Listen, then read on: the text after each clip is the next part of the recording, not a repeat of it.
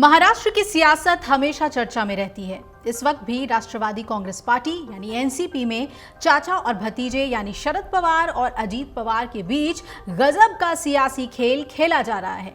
कभी दोनों नेताओं की मुलाकात और बयानों से झलकता है कि दोनों में कोई सियासी अदावत नहीं है, तो कभी ऐसा लगता है कि दोनों एक दूसरे के खिलाफ ताकत की जोर आजमाइश कर रहे हैं, जिसकी वजह से समर्थकों में असमंजस की स्थिति बन गई है।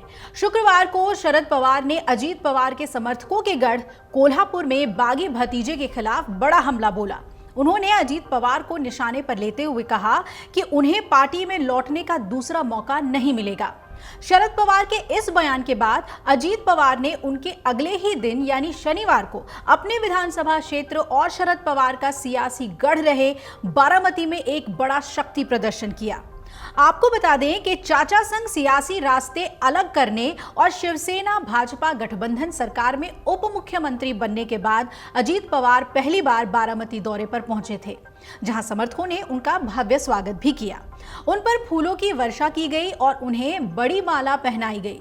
रैली से पहले अजीत पवार ने 4 घंटे का लंबा रोड शो कर अपनी ताकत दिखाने और ये संदेश देने की कोशिश की कि चाचा के गढ़ वाले बारामती में पार्टी कार्यकर्ता उनके साथ हैं।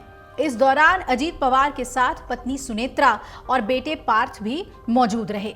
यहां लंबे राजनीतिक कार्यक्रम के बीच अजीत पवार ने एक बार भी चाचा के खिलाफ कुछ नहीं कहा।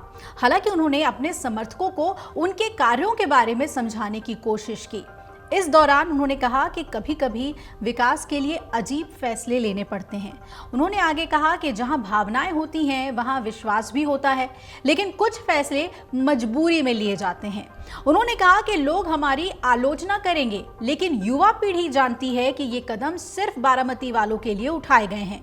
इस दौरान अजीत पवार ने यह भी बताया कि एनसीपी ने कैसे मुख्यमंत्री पद का दावा करने का प्रयास नहीं किया, जबकि 2004 और 2019 के चुनावों के बाद पार्टी के पास दो मौके थे।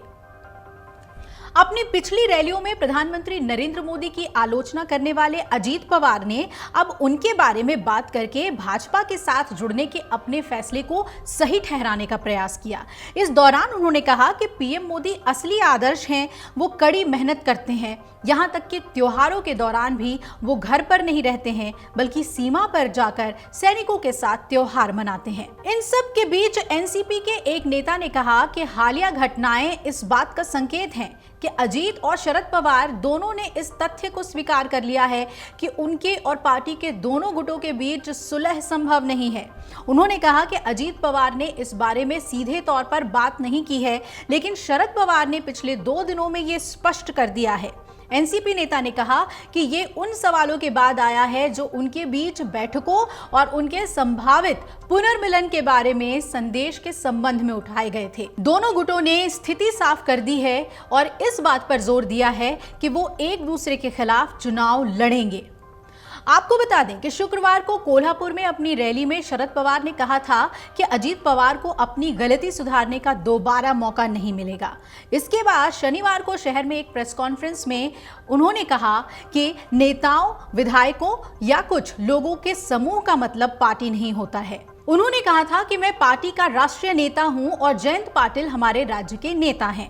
उन्होंने ये भी कहा कि विद्रोही समूह ने भी अपनी पहली प्रेस कॉन्फ्रेंस में मुझे पार्टी के नेता के रूप में मान्यता दी थी। हालांकि बाद में उन्होंने अपना रुख बदल दिया। लेकिन शरद पवार ने अप्रत्यक्ष रूप से संकेत दिया है कि वो भतीजे अजीत के विधानसभा क्षेत्र बारामती में रैली नहीं करेंगे। उन्होंने कहा कि मैं पुणे जिले में एक रैली आयोजित करूंगा और मुझे इसके लिए 3 स्थान सुझाए गए हैं, मैं उनमें से एक को चुनूंगा। शरद पवार ने यह भी कहा कि उनकी पार्टी राज्य में भविष्य के नेताओं के रूप में नए चेहरों को प्रोत्साहित करेगी। आपको बता दें कि शरद पवार इन दिनों अजीत समर्थकों के गढ़ में राज्यव्यापी रैली कर रहे हैं और जनमानस के साथ संवाद भी कर रहे हैं। आपको ये भी बता दें कि अजीत पवार ने पार्टी के 8 अन्य वरिष्ठ नेताओं के साथ पिछले महीने 2 जुलाई को शिंदे फडणवीस सरकार में मंत्री पद की शपथ ले ली थी। माना जाता है कि पार्टी विधायकों का एक समूह उनके साथ है। विभाजन के बाद बागियों ने शरद पवार से मुलाकात की थी, जिसके बाद 2 हफ्ते पहले पुणे में दोनों पवार के बीच एक गुप्त बैठक हुई थी। इससे इस बात को लेकर भ्रम की स्थिति पैदा हो गई है कि क्या पार्टी में विभाजन वरिष्ठ पवार की सहमति से हुआ था और क्या दोनों गुट फिर से भाजपा के साथ आ जाएंगे। अमर उजाला अब आपके टीवी पर भी। अपने स्मार्ट टीवी पर YouTube पर सर्च करें अमर उजाला, चैनल सब्सक्राइब करें और देखें ताजा खबरें, वो भी HD क्वालिटी में। और हाँ, बेल आइकन दबाना ना भूलें ताकि हर खबर हो आपके घर। अमर उजाला, निष्पक्ष, निर्भीक, निरंतर।